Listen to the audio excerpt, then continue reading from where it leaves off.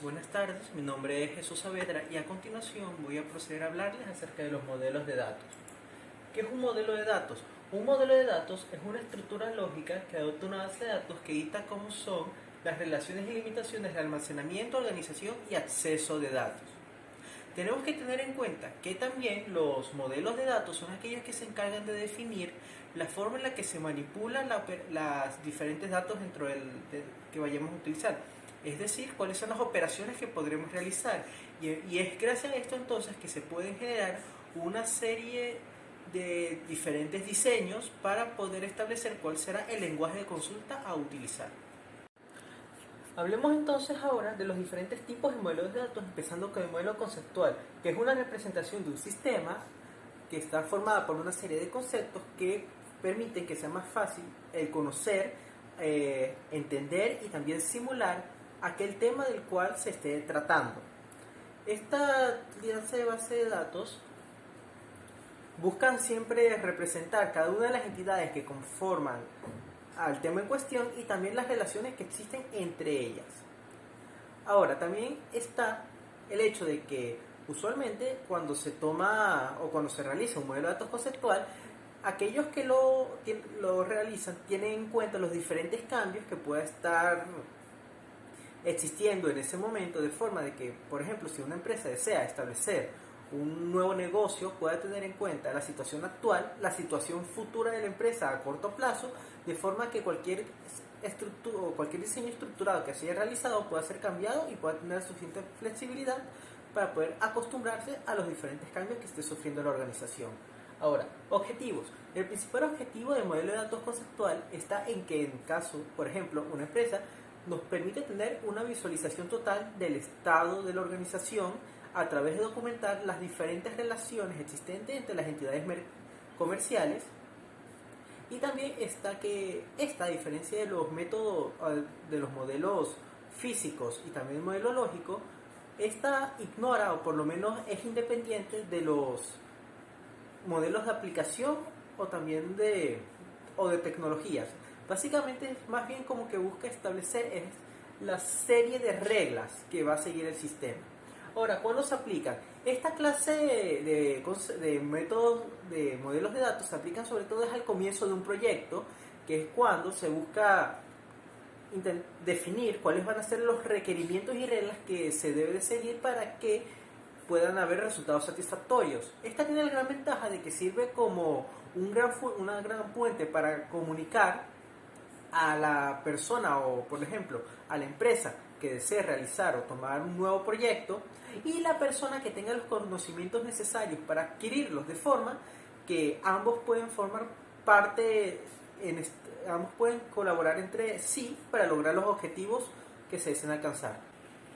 Hablemos ahora del modelo de datos lógico. Un modelo de datos lógico es aquel que se encarga de detallar de la forma más precisa posible los datos, independientemente de cómo estos vayan a ser implementados dentro de la base de datos.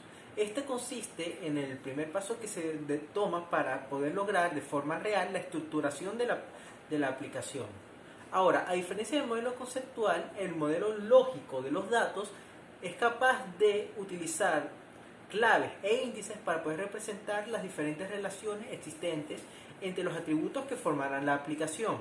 Esto también sin tener que someterse y siendo completamente independientes de cualquier sistema gestor de base de datos. De la misma forma, los modelos de datos lógicos también funcionan como una especie de puente entre los modelos de datos conceptuales y el modelo de datos físicos, y también funciona como una especie de validador que se encarga de revisar si al momento de hacer la implementación de todo este diseño se siguen los estándares y se logran cumplir con los requisitos establecidos por el modelo conceptual de los datos. Ahora, características. Entre las principales características de los modelos de datos lógicos está en que todo atributo y toda relación se encuentran especificados dentro de ella. También que está que tanto que las claves externas como las claves primarias de todos los atributos se encuentran especificadas, y que también es en este modelo en el que se logra la normalización de los datos. Ahora, etapas para el modelado lógico. El modelo de datos lógicos para su creación solamente requiere de dos pasos, que primero es la estructuración, que es allá en el momento en el que se busca encontrar o realizar un esquema el cual sea capaz de cumplir o al menos sea lo más fidedigno posible con la realidad de aquello que el modelo desea lograr, es decir, que sea el que más se acople a la realidad. Y después está la reestructuración, que consiste en la modificación de este esquema conseguido en la estructuración con la finalidad de que al realizar estos cambios se pueda seguir o al menos pueda ser más afín a lo que va a ser la implementación física de la aplicación en pos de la eficiencia. Pasemos a continuación con los modelos de datos físicos. Estos son unos modelos que se encargan de representar la totalidad de la forma en la que se encuentra estructurada la base de datos, mostrando toda la estructura de las tablas, incluyendo el nombre de las columnas, el tipo de datos y las restricciones que ésta tenga. Y de igual forma se encarga de mostrar las claves externas, las claves primarias y las relaciones entre las tablas. Ahora, entre las características que tenemos de los modelos de datos físicos están que, primero, en este siempre tiene que estar representado todas las columnas y todas las tablas. Segundo, que toda clave externa está siendo utilizada para poder representar alguna relación que existe entre dos tablas diferentes. Y finalmente está que la desnormalización es un proceso el cual el usuario va a aplicar a medida de que ésta lo requiera.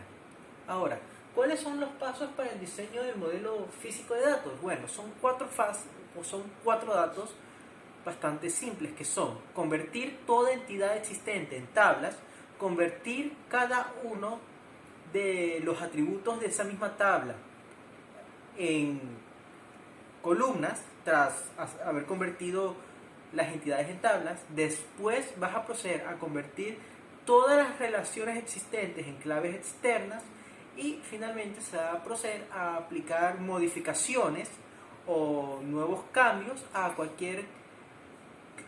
todos los aspectos del modelo físico de acuerdo a las necesidades y requerimientos así lo necesite. Ahora vayamos a revisar algunos conceptos que son bastante importantes para los modelados de datos y también para la creación de base de datos. Entre estos tenemos la abstracción. ¿Qué es la abstracción? La abstracción se puede definir como aquella capacidad intelectual que nos permite apartar o separar un elemento de su contexto para analizarlo y hacernos un concepto de este. Este proviene del término latín abstraere, que significa apartar o separar. Entonces, básicamente, se puede entender a la abstracción como la acción y efecto de apartar algo para poder comprenderlo. De la misma forma, la abstracción siempre ha sido un elemento fundamental para la formación del intelecto y del conocimiento humano, puesto que todo conocimiento que nosotros poseemos ha tenido que pasar anteriormente por un proceso de abstracción para que podamos sacar o se pueda desarrollar un concepto abstracto, es decir, una noción, un concepto o una idea. Ahora bien, en cuanto a la informática y a la creación de bases de datos, existe lo que es la abstracción de datos. Y esto consiste básicamente en esa capacidad que tiene toda base de datos que permita que tanto el programador como el usuario sean capaces de acceder y de utilizar los datos que se encuentran en ella, en esta base de datos, pero sin la necesidad, o por lo menos sin tener que recurrir o tener que preocuparse por aquella información o datos que no son importantes para ellos o que simplemente no son relevantes para los mismos. Por esto es que podemos definir a la abstracción de datos en tres niveles de abstracción diferentes, que son el nivel físico, que se encarga de la descripción de la forma en la física en la que se almacenan los datos, discos duros, cilindros, entre otros. Después está el nivel lógico, que este es lo que se encarga de definir o al menos determinar cómo va a ser la estructura o la organización de los datos dentro de la base de datos, tales como las jerarquías, los tipos de datos, la disposición de los archivos. Y finalmente está el nivel de visión, que este básicamente es el nivel en donde se define qué parte de la base de datos va a ser visible para el usuario o programador que corresponda, y que parte de ella se le va a ocultar.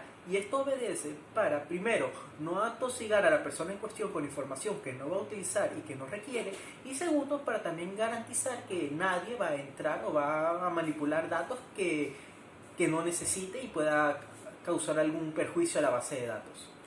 Pasemos ahora a la semántica de datos. Primero que nada, hay que entender qué es la semántica. La semántica consiste en aquella ciencia lingüística que estudia el significado de las palabras y expresiones, es decir, que estudia qué es lo que significa las palabras que usamos cuando hablamos o escribimos. Y la semántica de datos es el estudio del significado y uso de datos específicos en la programación de computadoras y otras áreas que emplean datos. El principal foco de atención de la semántica de datos se trata en ver cómo un objeto de datos es capaz, a través de palabras, de representar un objeto de la vida real. Principalmente la semántica de datos tiende a ser muy subjetiva, puesto que si una persona que no está familiarizada con una base de datos viene e intenta extraer algún tipo de información de esta, las palabras o claves que ésta utilice para intentar extraer la información no tendrían ningún tipo de sentido. La semántica de datos, una base de datos, solamente puede ser especificada o puede determinarse si es que un grupo de personas establece una serie de concepciones acerca de cuál va a ser el significado que se tendrá a cada información y a cada tipo de dato. Y para que una persona externa a este grupo, o al menos externa al funcionamiento común de la base de datos, pueda comprenderla y entenderla, estas normativas siempre deben de mantenerse constantes, es decir, que no cambien, o por lo menos que no cambien demasiado con el tiempo. Ahora, veamos lo que es la integridad de datos. La integridad de datos es un término usado para referirse a la exactitud y fiabilidad de los datos, los cuales deben de estar completos, sin variaciones o compromisos del original, que se considera confiable y exacto. Ahora bien, existen muchas condiciones las cuales podrían llegar a comprometer esta integridad de los datos, y siendo especialmente aquellas industrias que se dedican a la manipulación de los datos, aquellas que siempre se encargan de prever cualquier posibilidad o cualquier elemento que pudiera llegar a ser un riesgo para la integridad de los mismos. Entre estos, sobre todo, tenemos a aquellos datos que constantemente son usados pues por distintos grupos de personas, es lo que se conoce como error humano, ya sea que al momento de ingresar los datos, estas personas cometen un error que termina causando una diferencia entre el archivo actual y el archivo original, o también en el momento de realizarse alguna transferencia o copiado de datos digitales que terminan causando cambios, haciendo que el archivo actual sea diferente al archivo original y que sea menos fiable. Ahora bien, existen varias formas de integridad. Entre esas tenemos la integridad física, que es básicamente aquella que se encarga de resguardar los datos ante toda posible amenaza externa. Dígase la deterioración de los discos duros, la pérdida de las instalaciones donde se encuentran los datos, ataques de hackeo. También podemos tener como por ejemplo el deterioro de las instalaciones, entre otras. Y después está la integridad lógica, que es aquella que se encarga de la racionalidad de la información. Entre estas podemos tener la integridad de la entidad, que es básicamente la integridad que se produce debido a todos los índices y también claves primarias y externas que se encuentran dentro de la base de datos relacional, y que estas tienen la principal función de asegurarse de que no existe una repetición de los datos o que ningún campo dentro de la base de datos sea nula. Y después está la integridad definida por el usuario, que es aquella integridad la cual es definida por aquella persona que en el momento está utilizando la base de datos, y esta integridad la definió así debido a que es aquella que más se acopla a los requisitos de la información que éste desea recuperar o insertar. Ok, finalmente hablemos de las restricciones. Las restricciones se podrían definir como una serie de propiedades las cuales deben de cumplir los datos de una base de datos. Estas se pueden aplicar a una columna, una tabla completa, una serie de tablas o todo un esquema entero. Entre estas restricciones podemos tener los siguientes tipos, que son .null, que esta restricción básicamente lo que pide es que dentro de la columna en cuestión no pueden ser ingresados ningún valor nulo, siendo aquellos valores nulos los que son aquellos que no ocupan espacio y que son diferentes al cero y al espacio en blanco. Está unique, que es aquel que se encarga de definir que en la columna en cuestión no pueden existir valores repetidos. Este tipo de restricciones sí acepta valores nulos. Está default, que es aquella que dentro de una columna esta ya pone un valor predeterminado o ya un valor ya predefinido, y si es que el usuario no lo especifica primero. Después está check, que es aquella que se encarga de hacer constatar o de revisar que para que un dato pueda ser ingresado en dicha columna, este cumpla con una serie de condiciones. Ahora está primary key, que esta restricción lo que se encarga de hacer es de registrar o al menos hacer que las columnas que hayan sido sometidas a esta restricción formen lo que se llama como la clave primaria, teniendo en cuenta que la clave primaria será formada por todas las columnas seleccionadas y que cada clave primaria, cada tabla solo puede poseer una única clave primaria. Y después está la foreign key, que esta restricción al aplicarse sobre alguna columna o un grupo de columnas, lo que hace es que define que estas van a formar parte o será un valor que aparecerá en una columna maestra diferente, siendo de que pueden existir varias claves extrañas o claves extranjeras, y que inclusive las claves foráneas también pueden formar parte dentro de la misma tabla. Modelo entidad-relación. Un diagrama entidad-relación se podría interpretar como una especie de diagrama de flujo que busque ilustrar cómo las diferentes entidades, tales como personas, objetos o conceptos, se encuentran relacionadas entre sí dentro de un sistema. Se usan a menudo para diseñar o depurar bases de datos que son implementadas dentro de la industria de los sistemas de información, de la ingeniería de software, también de los sistemas de información empresarial, dentro de la educación y también en la investigación. Hay que tener en cuenta que muchas veces los diagramas del modelo entidad-relación se pueden combinar con diagramas de estructuras de datos, lo cual permite interpretar y mostrar, y que muchas veces también se centran más en las relaciones existentes entre los elementos de una entidad que las relaciones entre las mismas entidades. Y también, de la misma forma, este tipo de modelo entidad-relación también se combina con los diagramas de flujos de datos, siendo que de esta manera entonces se encargan estos de determinar la forma en la que los datos van a fluir y organizarse al momento de realizar algún proceso o alguna función dentro de la aplicación. Ahora vamos a hablar de los diferentes elementos del modelo entidad-relación, empezando con las entidades, que se entienden las entidades como un objeto que existe y que es identificable simple y llanamente por el hecho de existir. Y esto es debido a los diferentes atributos que éste posee que lo diferencian de otras entidades. Estos son representadas con rectángulos en un diagrama gráfico y el nombre suele aparecer dentro de él. Ahora están los atributos, que los atributos son las diferentes características que definen o identifican a una entidad. Un atributo puede poseer, una entidad puede poseer varios atributos diferentes, y estos tienden a estar representados dependiendo de que si el diseñador los considera o no importantes. También es importante señalar que cuando existen varias entidades de un mismo tipo, cada una suele tener valores específicos para cada uno de sus atributos, lo que tiende a poder identificarlas entre ellas. Estos atributos se representan mediante un óvalo y tienen el nombre del atributo dentro de él. Ahora las relaciones. Las relaciones son el vínculo que permite definir una dependencia entre varias entidades y que también, por lo tanto, permite exigir que varias entidades compartan atributos de forma indispensable. Una vez más, las relaciones se representan gráficamente con rombos dentro de ellas, con el nombre de dicha relación, la forma en la que es la relación dentro de ella. Y los conectores son usados para poder representar las diferentes conexiones que existen entre los diferentes elementos del modelo relacional. Son representados mediante unas líneas que conectan entre los diferentes elementos que existan.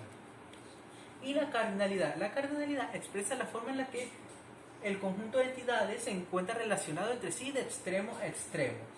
Y es básicamente que dice cuántas entidades de un extremo se encuentran relacionadas con tal cantidad de entidades del otro extremo. Estas tienden a representarse de uno a uno, uno a varios o varios a varios.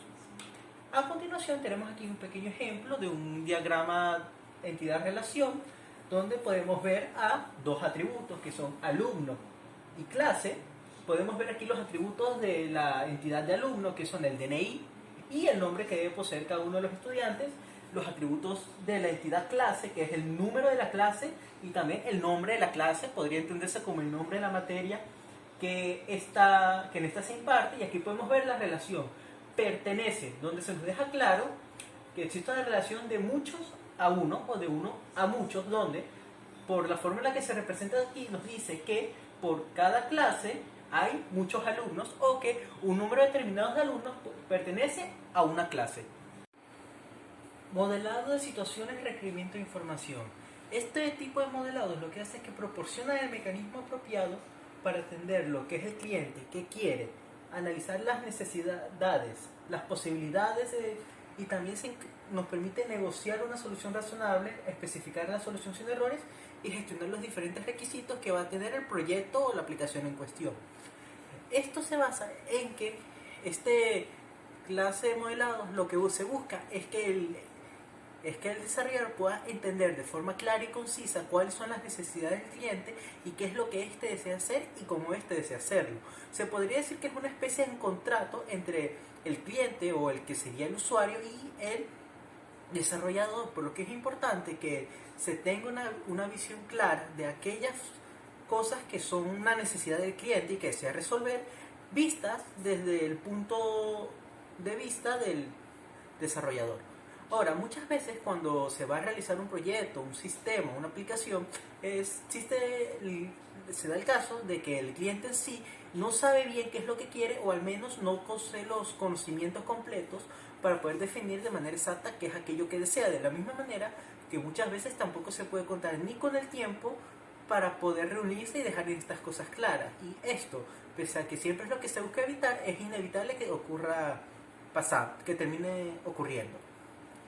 Ahora bien, en el modelado de situaciones y requerimientos existen una serie de acciones, de funciones, las cuales se llevan a cabo para asegurar el diseño correcto de los requerimientos que va a tener un proyecto. Entre estos serían primero el inicio, que el inicio prácticamente consiste en una reunión entre el cliente y el desarrollador, donde se va a dar una interacción entre ambos para poder definir de forma concisa cuál es el problema que se desea abarcar, ya sea un nuevo negocio, un nuevo mercado que está saliendo, o el desarrollo de una nueva aplicación que podría generar ganancias. Bueno, lo que se busca es identificar el problema, la naturaleza del problema, cómo son las personas que desean solucionar el problema o esa necesidad, cómo deben ser las funciones que debe tener la aplicación o la solución y también la naturaleza de la misma.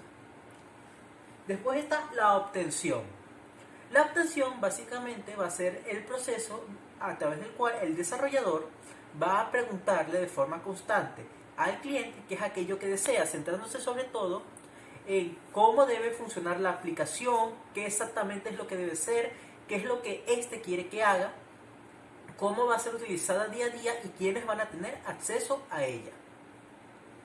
Después está la elaboración. La elaboración ya básicamente se trata de utilizar todos los datos y toda la información conseguidos en el inicio y en la obtención para empezar a hacer el diseño de lo que será la parte técnica de la aplicación. Es decir, todos los requerimientos técnicos de la aplicación. Y esto se logra mediante una serie de simulaciones o por lo menos de situaciones bajo las que se busca poner al usuario para determinar cuáles son los requisitos que éste demuestra y cómo éste se desarrolla con el diseño que se va creando. Después está la negociación. La negociación se da, es el caso de que muchas veces, debido a la falta de recursos de una organización o de la persona que está contratando al desarrollador, también podemos llamarle el usuario, muchas veces tiende a sobreestimar aquello que se puede lograr. Por lo tanto, es la obligación del desarrollador el ponerse a entablar con él una conversación donde ellos puedan definir exactamente cuáles son los requisitos que se cumpla el sistema, hacer una jerarquía y una prioridad entre los diferentes requisitos, de forma en que se pueda llegar a un acuerdo entre ambos de cuáles son los elementos más importantes que es el sistema para que pueda salir un producto lo más eficiente posible con los recursos que se tienen. Después está la especificación. Esto se basará básicamente en como que refinar todos los datos obtenidos por la negociación. Pues una vez ya con los datos obtenidos de cuáles son las restricciones técnicas o económicas con las que cuenta el cliente, ya el programador empezará a seleccionar todos los requerimientos que sean indispensables y que sean también fundamentales para la creación del sistema o del proyecto en cuestión. Y finalmente está la validación. La validación consiste en analizar, una vez ya finalizada la especificación, todos los requerimientos que se han establecido, buscando que estén bien especificados, que estos no tengan, o sea, sean prioritarios, que hayan sido los requerimientos realmente importantes para la ejecución del proyecto, y también que ninguno de estos requerimientos vaya a contraponerse al uno contra el otro, creando alguna especie de problema al momento del desarrollo. Y finalmente está la gestión, que esto es un proceso que se lleva a cabo en todo el proceso ya de lo que es el desarrollo de la aplicación, donde se lleva un control y también una regulación de todos los cambios y los requerimientos que se van dando a lo largo de la formación del proyecto para asegurarse de que se sigan manteniendo y en caso de que sea necesario modificarlos. Muchas gracias.